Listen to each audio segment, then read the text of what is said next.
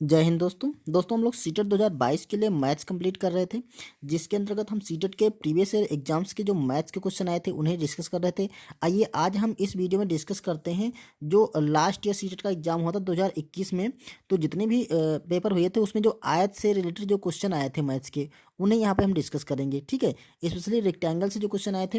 तो आइए देखते हैं। पहला क्वेश्चन हमने लिया है सीटेट का जो 24 दिसंबर 2021 को एग्जाम हुआ था, उसमें फर्स्ट पेपर में आया था क्वेश्चन, एक आयत की चौड़ाई और परिमाप के बीच का अनुपात 1:5 है। तो आयत की लंबाई और चौड़ाई के बीच का अनुपात होगा, क्या होगा। ठीक है, हमें ये क्वेश्चन निकालना था और इस क्वेश्चन को हम देखते हैं कैसे। देखिए, जो आयत होता है वो कुछ इस टाइप से होता है, उसकी लंबाई ज़्यादा होती है और चौड़ाई कम होती है। और उसमें क्या होता है, उसके सारे जो कोण होते हैं वो 90 अंश के होते हैं। ये जो कोण होते हैं ये सारे 90 अंश के होते हैं। ठीक है, और इसके जो जिसको विकर्ण बोलते हैं, ये दोनों विकर्ण क्या होते हैं, बराबर होते हैं। ये आयत की कंडीशन होती है। तो इस क्वेश्चन में कह रहा था जो इसका जो परिमाप है दोस्तों, परिमाप क्या होता है, परिमाप होता है जितनी चारों भुजाएं हैं, जैसे ये भुजा और ये भुजा, ये और ये, इसकी जो टोटल लंबाई होती है, सारी भुजाओं को जोड़ लेते हैं और इनकी जो टोटल लंबाई होती है वही होता है परिमाप। तो और इसका एक फार्मूला भी होता है, परिमाप जो होता है आयत का, वो होता है 2 गुणे, और ब्रैकेट में होता है लंबाई को हम अगर एल मान लें, ठीक है, और चौड़ाई को हम बी मान लें, तो लंबाई प्लस चौड़ाई, ये फार्मूला होता है। ठीक है, तो इस तरह से इसका जो परिमाप वो 5 अनुपात में है और इसकी जो चौड़ाई है, ठीक है, चौड़ाई वो 1 अनुपात में है। तो हम अनुपात मानते थे 1 अनुपात में है, तो हम इसको एक एक्स, एक कांस्टेंट नंबर में लगा करके एक एक्स मान लेते हैं, और जो इसका परिमाप है उसको मान लेते हैं, जो पैरामीटर परिमाप देखे ये है आपका 5 अनुपात में, तो इसको मान लेते हैं हम 5x। तो देखो ये 5x बराबर होगा 2 गुणे, और लंबाई हमें पहले लंबाई पता कर लें, फिर लंबाई और चौड़ाई के बीच में अनुपात निकाल लेंगे। तो लंबाई है इसकी यल, प्लस चौड़ाई को हमने 1 अनुपात माना है ना, तो ये एक एक्स, यानी कि यहाँ पर हम एक्स रख देंगे। अब यहाँ से हम लंबाई निकाल लेंगे, तो देखो यहाँ पर हो जाएगा 2x बराबर 2l प्लस 2x। ठीक है, यहाँ पर 5 था ना, तो यहाँ पे 5x रहेगा। अब क्या करते हैं, हम यहाँ से हम x को इधर लेकर आते हैं, तो ये 5x यहाँ पे है, माइनस 2x हो जाएगा, तो ये बराबर हो गया 2l। अब यहाँ से देखिए 5 से 2 जाएगा तो आपका बच जाएगा 3x बराबर है 2l।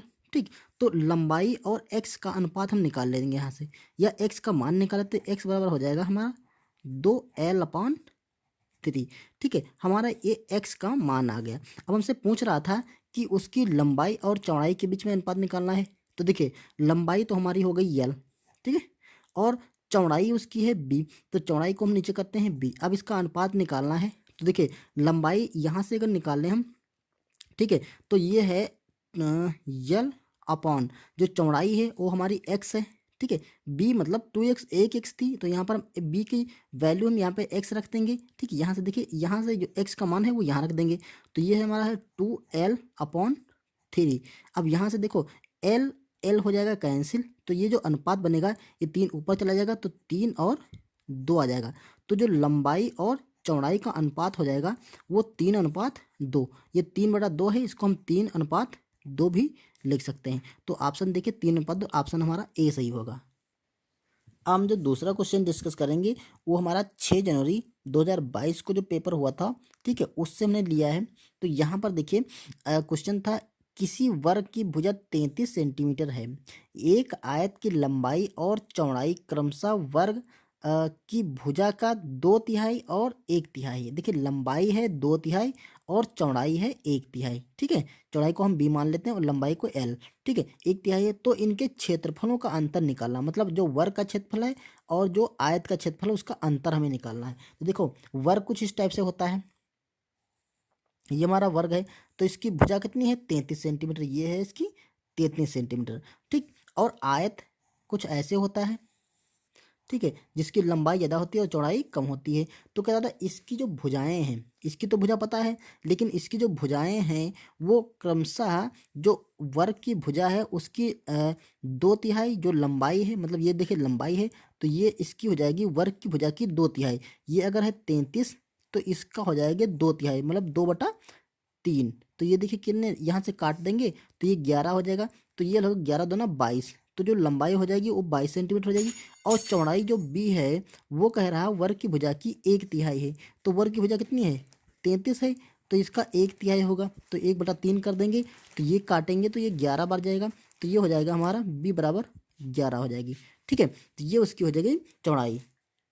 अब हम इन दोनों का क्षेत्रफल निकालते हैं। तो जो वर्ग का क्षेत्रफल होता है वो भुजा स्क्वायर होता है। जो भी भुजा होती है उसका हम स्क्वायर कर देंगे तो इस वर्ग का हमारा एरिया निकल आएगा। तो इसका क्षेत्रफल होता है भुजा स्क्वायर, मतलब 33 का हम स्क्वायर कर देंगे। तो इसके जब स्क्वायर करेंगे तो ये मान हो जाएगा आपका 33 गुणा 33। तो ये देखिए निकल जाएगा 3×3=9। इसको हम ऐसे गुणा कर सकते हैं, 3×3=9 और 3×3=9 और 9×2=18 के 8 और 3×3=9 और 1 10। ये 10 89 सेंटीमीटर स्क्वायर हो जाएगा। और यहाँ पर जो आयत के क्षेत्रफल होता है वो दोस्तों लंबाई और गुणे चौड़ाई होता है। तो यहाँ पर लंबाई और चौड़ाई का मान रखते थे। लंबाई हमारी 22 और चौड़ाई हमारी 11 है। तो ये हो जाएगा 11×2=22 और 11×2=22 और 23×24। तो ये जगह 242 सेंटीमीटर स्क्वायर। अब हमें इन दोनों का अंतर निकाल लेना है। तो देखिए बड़ा है जो वर्ग का क्षेत्रफल ज़्यादा है और आयत का क्षेत्रफल कम है, तो हम क्या करेंगे, वर्ग के क्षेत्रफल से आयत का क्षेत्रफल निकाल देंगे, यही इसका अंतर हो जाएगा। तो यहाँ देखिए 242, इसको घटा देंगे तो ये हो जाएगा 9 से 2 जाएगा तो आपका 7 बचेगा, 8 से 4 जाएगा तो 4 बचेगा और 10 से 2 जाएगा तो आपका 8 बच जाएगा। तो 847 सेंटीमीटर स्क्वायर इन दोनों का अंतर हो जाएगा। तो ऑप्शन देखिए 847, 800 हमारा बी सही होगा।